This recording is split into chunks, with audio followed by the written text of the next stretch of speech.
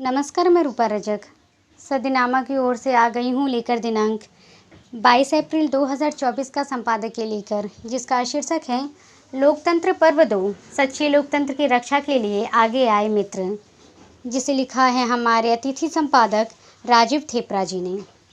बात करते हैं आज लोकतंत्र की। लोकतंत्र जिस पर हमारा भारतीय संविधान टिका रहता है, लोकतंत्र अर्थात लोगों का तंत्र, हर 5 वर्ष बाद समय आने पर हमें यह अवसर देता है कि हम अपने द्वारा की गई कम से कम उन त्रुटियों को सुधारें जिनके कारण हमारी खुद की स्थिति बद से बदतर होती चली गई। जिसे अपना वोट देते हैं, क्या वे इसके लायक होते हैं? दोस्तों, हम जिसे वोट देते हैं, क्या उसके पिछले जीवन की जानकारी के लिए अपने 10 मिनट भी खर्च नहीं करते? आज का विषय हमारा इस संबंध में है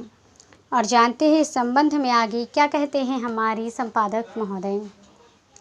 जिसे अपना वोट देते हैं हम, क्या वो इसके लिए लायक भी है? दोस्तों, हम जिसे वोट देते हैं, क्या उसके पीछे जीवन की जानकारी के लिए हमें 10 मिनट भी खर्च करते हैं? जिसे हम अपने शहर, अपने राज्य की, अपने देश की सुरक्षा, प्रशासन और अन्य जिम्मेदारियों को निभाने की भागदौड़ भी देते हैं। 1 मिनट में केवल एक ठप्पे या कहूँ कि एक मजाक की तरह सौंप देते हैं। क्या वो लोकतंत्र का मजाक नहीं है? यह तो गनीमत है दोस्तों कि पूरी व्यवस्था में अब भी कुछ इतने भीषण ईमानदार लोग बचे हुए हैं जो बेईमान की राह में चट्टान बनकर खड़े हो जाते हैं, जिनका एक साइन करोड़ों के घपले कर उन्हें भी करोड़पति बना सकता है। वो अपने खाकपापी रहने की स्वीकार को, देश की व्यवस्था को काफ़ी हद तक सही बनाए रखने की कोशिश करते हैं, वरना बहुत से लोग अंदर ही अंदर देश को पूरा का पूरा ख़त्म करना चाहते हैं और पूरा ही बेच खाएं।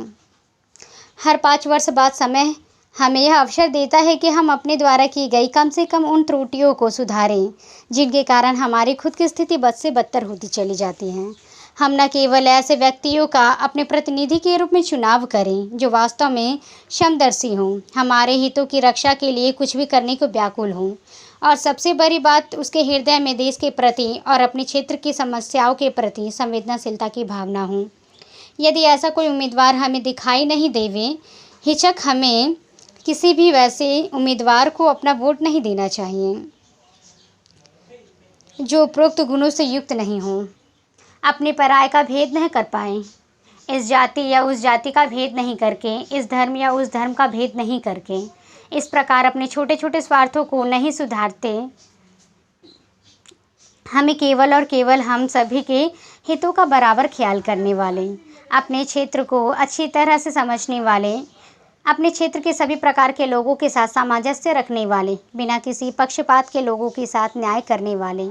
इस प्रकार हमारे एक सच्चे हितैषी व्यक्ति को ही अपना प्रतिनिधि बनने की जिद होनी चाहिए। फिर यह केवल हमारे हित का प्रश्न ही नहीं है, ओवरऑल हर क्षेत्र के नागरिकों का वास्तविक हित भी तो इसी में है कि हमारे प्रत्येक उम्मीदवार सस्ते और कचरे के डिब्बा ना बने, महंगे और बहुमुखी प्रतिभा के धनी हों और हर एक विषय को समझने में भी समर्थ हों। जब तक हम अपने लिए गलत प्रतिनिधियों को अपनी विधानसभाओं और संसद में भेजते रहेंगे, तब तक हम अपने देश और समाज में किसी भी वास्तविक परिवर्तन की आशा नहीं कर सकते, और ऐसी आशा करने का हमें कोई अधिकार भी नहीं। हम तरह तरह से इस लोकतंत्र में खुद को ठगते हैं दोस्तों, कोई दारू, कोई भय, कोई किसी अन्य लालच, कोई अभिज्ञानता के कारण,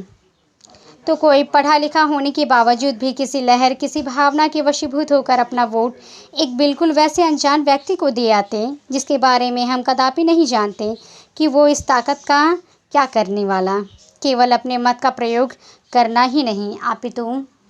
अपने उस मत का उचित उपयोग करना ही वास्तविक लोकतंत्र की सफलता की सबसे बड़ी कसौटी है, और इस कसौटी पर हमारे उम्मीदवारों से पूर्व हमें खुद को खरा उतारना समय की चुनौती है। विश्व के सबसे बड़े लोकतंत्र का खिताब पाने वाले हम सभी लोगों को अपने लोकतंत्र की गरिमा का एहसास भी होना चाहिए और साथ ही अपने देश के गौरव का भी। तो यदि हम अपने लिए गलत प्रतिनिधियों को चुनना ही छोड़ देंगे तो अपने आप ही देश को गर्वित करने वाले लोग आगे बढ़कर हमारे प्रतिनिधि बनने को उत्सुक होंगे, क्योंकि जब तक हम गलत प्रतिनिधियों को चुनने की अपनी मंशा जाहिर करते हैं तब तब हमारे बीच से ऐसे लोग विकलित होते हैं जो वास्तव में हमारे लिए चिंतित होते हैं, अपने देश के लिए सुचिंतित भी होते हैं। तो कुल मिलाकर हमारे अपने न्यस्त स्वार्थ चाहे जैसा भी हो, किंतु हमें अपने देश के हितों का विचार सर्वप्रथम रखना चाहिए। देश हमारे लिए सदैव सर्वोपरि होना चाहिए, और तब हम देखेंगे कि हम कभी भी निकृष्ट प्रतिनिधियों को चुन नहीं सकते, क्योंकि जब हम छोटे से छोटे खानों में बटे उन छोटे छोटे खानों के लिए ही टुच्चे प्रतिनिधि ढूंढते रहेंगे, तब तक हमारे स्वयं की डोर उन गुंडों, मवालियों और बाहुबलियों के हाथों में ही थमी रहेगी जिनके भय से समाज कांपता है, और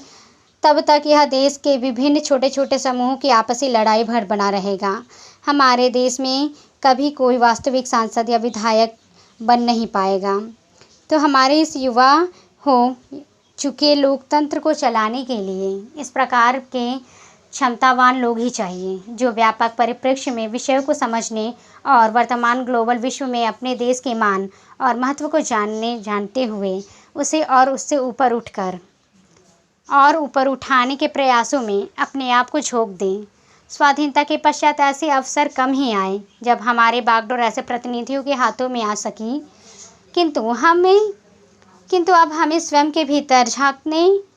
झांकते हुए सबसे पूर्व अपने भीतर ही उन विचारों को जन्म देना होगा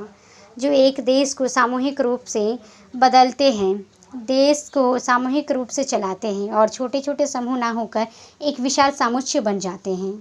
तो समय की यह पुकार है कि हम नागरिक के रूप में भी अपनी नागरिकता को सर्वोच्च मान देते हुए सबसे पहले अपने कर्तव्यों का पालन करते हुए उचित लोगों को अपने लिए उचित अवसर प्रदान करें,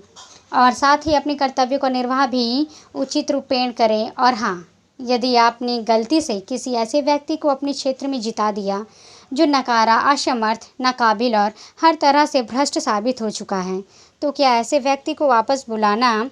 अपना अधिकार नहीं?